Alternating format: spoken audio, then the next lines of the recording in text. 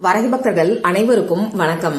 இது நம்ம ஆதி வரகி YouTube channel. வரகி அணையோட அருள் பரிபூர்ணமா எல்லாருக்குமே கிடைக்கணும்னு மனசார பிரார்த்தனை செஞ்சுக்கிட்டு நாம இந்த பதிவை ஆரம்பிக்கலாம். இன்னைக்கு ஆகஸ்ட் மாசம் 4ஆம் தேதி ஞாயிற்றுக்கிழமை, ஆடி மாத அமாவாசை. 50 வருடங்களுக்கு பிறகு வரக்கூடிய அற்புதமான நாள் தான் இன்னைக்கு நமக்கு இருக்கு. இப்படிப்பட்ட சக்தி வாய்ந்த நாள்ல உங்க பீரோல இப்ப நான் சொல்ல போற பொருளை ஒரே ஒரு துளி அளவுக்கு நீங்க தடவி வச்சாலே போதும். 3 நாட்களுக்குள்ள அற்புதமான மாற்றங்கள், அதிரடியான மாற்றங்கள் பணவரவுல ஏற்படும். கத்தையா உங்க வீட்ல பீரோல பணம் சேர்ந்துகிட்டே இருக்கும். இது என்ன பரிகாரம், யாரெல்லாம் செய்யலாம், எந்த நேரத்துல செய்யலாம்னு இப்ப நாம தெரிஞ்சுக்கலாம். இன்னைக்கு நமக்கு ஆடி அமாவாசை இருக்கு. ஆடி மாசத்துல வரக்கூடிய ஒவ்வொரு நாளுமே ரொம்ப ரொம்ப முக்கியமானது, விசேஷமானது. ஆடி மாதம் முழுவதுமே தெய்வீக மாசம்னு நம்ம சொல்லலாம். அதே மாதிரி ஒவ்வொரு மாசத்துல வரக்கூடிய அமாவாசையும் ரொம்ப ரொம்ப சக்தி வாய்ந்தது. அந்த வகையில ஆடி மாசத்துல வரக்கூடிய அமாவாசை கூடுதல் சிறப்புன்னே சொல்லலாம். பொதுவா அமாவாசை நாளே பிரபஞ்ச சக்தி அதிக அளவுல இருக்கும். அதுலயும் இந்த ஆடி மாசத்தோட அமாவாசை கூடுதல் சிறப்புன்னே சொல்லலாம். இன்னைக்கு நமக்கு ரவி புஷ்ய யோகம் இருக்கு. இந்த ரவி புஷ்ய யோகம் வருஷத்துக்கு 3 முறை, அப்படி இல்லைன்னா 4 முறை மட்டும்தான் வரும்.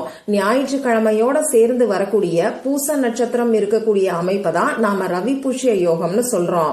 அந்த வகையில ஆடி மாசத்தோட அமாவாசையோட சேர்ந்து வரக்கூடிய இந்த ரவி புஷ்ய யோகம் இதுதான் 50 வருடங்களுக்கு பிறகு நமக்கு வருது. திரும்பி இந்த மாதிரியான அமைப்பு நமக்கு எப்ப வரும்னு சொல்ல முடியாது. அந்த வகையில இந்த நாள் நமக்கு ரொம்ப ரொம்ப சக்தி வாய்ந்த நாளா இருக்கு. இப்படிப்பட்ட நாளை யாருமே தவற விடாதீங்க.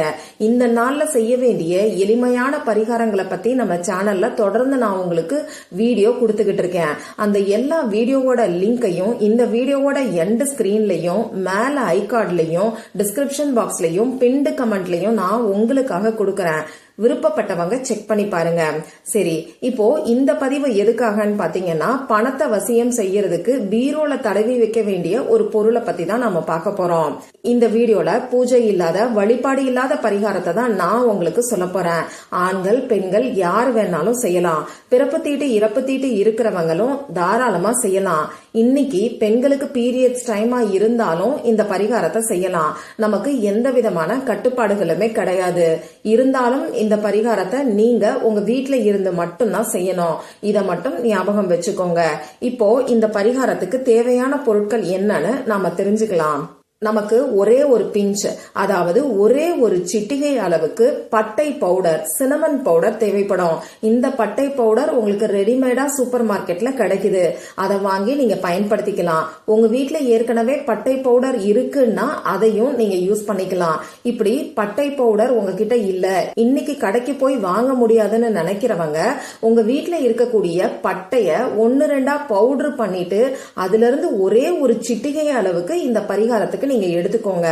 அடுத்ததா நமக்கு கொஞ்சமா தேங்காய் எண்ணெய் இந்த பரிகாரத்துக்கு தேவைப்படும். நம்ம தலைக்கு தேய்க்கக்கூடிய சாதாரண தேங்காய் எண்ணெய் இருந்தாலே போதும். ஆனா நம்ம வீட்ல தலைக்கு தேய்ச்சிக்கிறதுக்காக கருவேப்பிலை, மருதாணி இந்த மாதிரியான பொருட்களை போட்டு காய்ச்சி வச்சிருப்போம். அந்த மாதிரியான எண்ணெயை இந்த பரிகாரத்துக்கு நீங்க பயன்படுத்திக்க வேண்டாம். வெறும் தேங்காய் எண்ணெயை மட்டும் இந்த பரிகாரத்துக்கு நீங்க யூஸ் பண்ணிக்கோங்க. இவ்வளவுதான் நமக்கு தேவையான பொருட்கள். இப்ப இந்த பரிகாரத்தை எந்த நேரத்துல செய்யணும்னு நான் உங்களுக்கு சொல்றேன். இந்த நாள் ஃபுல்லா எப்ப வேணாலும் இந்த பரிகாரத்தை நீங்க செய்யலாம். அதுல குறிப்பிட்ட பெஸ்டான டைமிங்ஸ இப்ப நான் உங்களுக்கு சொல்றேன். இன்னைக்கு நமக்கு ஆடி மாசத்தோட அமாவாசை முடிஞ்சதுக்கு அப்புறமா வரக்கூடிய சோடசக்கலை நேரம் இருக்கு.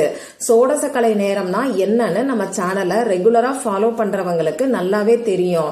நாம மனசுல நினைக்கக்கூடிய விஷயங்களை கூட அப்படியே நடத்தி காட்டக்கூடிய சக்தி இந்த சோடசக்கலை நேரத்துக்கு இருக்கு.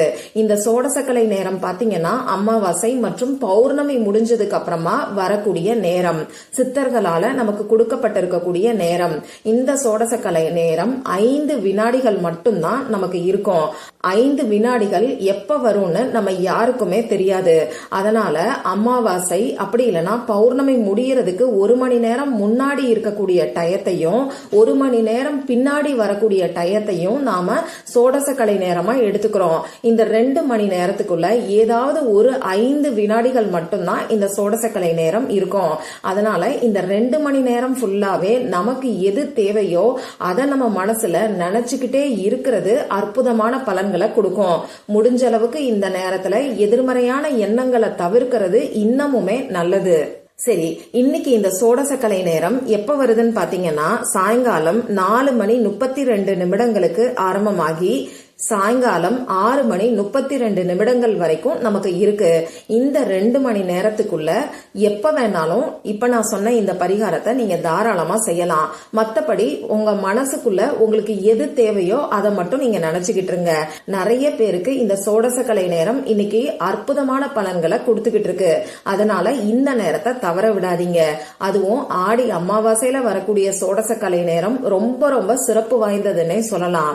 சரி, இப்ப இந்த நேரத்தை நான் தவற விட்டுட்டேன், வேற என்ன பண்ணலாம்னு சொல்லி ஒரு சிலர் கேட்பீங்க.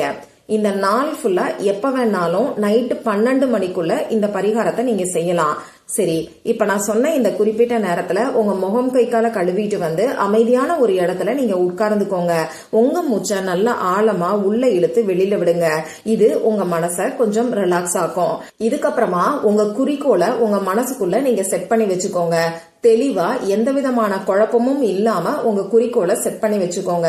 இந்த பரிகாரத்தை பொறுத்தளவுக்கு நீங்க உங்களுக்காகவும் செய்யலாம், உங்க ஃபேமிலி மெம்பர்ஸ்க்காகவும் செய்யலாம். ஒரு சமயத்துல ஒரே ஒருத்தருக்காக மட்டும்தான் செய்யணும். அதே மாதிரி பணவரவு அதிகரிக்கிறதுக்காகவும் செய்யலாம், கடன் பிரச்சனை தீர்றதுக்காகவும் செய்யலாம், வீண் வரைய செலவுகள் குறையறதுக்காகவும் செய்யலாம். பணம் சம்பந்தப்பட்ட பிரச்சனை உங்களுக்கு எதுவா இருந்தாலும் அது உடனடியா சரியாகிறதுக்கு இந்த பரிகாரத்தை தாராளமா நீங்க செய்யலாம். முதல்ல உங்க குலதெய்வத்துக்கிட்ட பணவரவு அதிகரிக்கணும்னு சொல்லி பிரார்த்தனை செஞ்சுக்கோங்க. இன்னைக்கு நீங்க பிரார்த்தனை செய்யும் போது கடன் தீரணும், கஷ்டம் குறையணும்னு சொல்லி எதிர்மறையான வார்த்தைகளை பயன்படுத்த வேண்டாம். பணவரவு அதிகரிக்கணும்னு மட்டும் பிரார்த்தனை செஞ்சுக்கிட்டாலே போதும். இப்படி பிரார்த்தனை செஞ்சதுக்கு அப்புறமா ஏதாவது ஒரு கிண்ணத்துல நீங்க எடுத்து வச்சிருக்கக்கூடிய தேங்காய் எண்ணெயையும் சின்னமன் பவுடர் பட்டை பவுடரையும் ஒன்னா சேர்த்து மிக்ஸ் பண்ணிக்கோங்க. ஒரு சிட்டிகை அளவுக்கு சின்னமன் பவுடர் இருந்தாலே போதும். அதுக்கு தேவையான 2-3 சொட்டு தேங்காய் எண்ணெயை விட்டு அதை நீங்க மிக்ஸ் பண்ணிக்கோங்க. ஒரு பேஸ்ட் மாதிரி ரெடி பண்ணிக்கோங்க. இப்போ நீங்க ரெடி பண்ணி வச்சிருக்கக்கூடிய இந்த பேஸ்ட் இருக்கிற கிண்ணத்தை உங்க கையில வச்சுக்கிட்டு 24 மணி நேரமும் 4 திசைகளில் இருந்தும் நான் பணத்தை ஈர்க்கிறேங்கிற அஃபர்மேஷன்ஸ உங்களால எத்தனை முறை சொல்ல முடியுமோ அத்தனை முறை நீங்க சொல்லுங்க. குறைஞ்சது 5 நிமிஷம், மேக்சிமம் உங்களால எவ்வளவு நேரம் சொல்ல முடியுமோ அவ்வளவு நேரம் நீங்க இந்த அஃபர்மேஷன்ஸ சொல்லலாம். இப்படி சொல்லும் போது பணம் உங்களை தேடி வந்தா நீங்க எந்த அளவுக்கு சந்தோஷமா இருப்பீங்களோ அந்த சந்தோஷமான மனநிலையில இந்த அஃபர்மேஷன்ஸ சொல்லுங்க. பொதுவா எல்லா ஈர்ப்பு விதி பயிற்சிகளும் நம்ம மனநிலையோட அடிப்படையில தான் வேலை செய்யும்.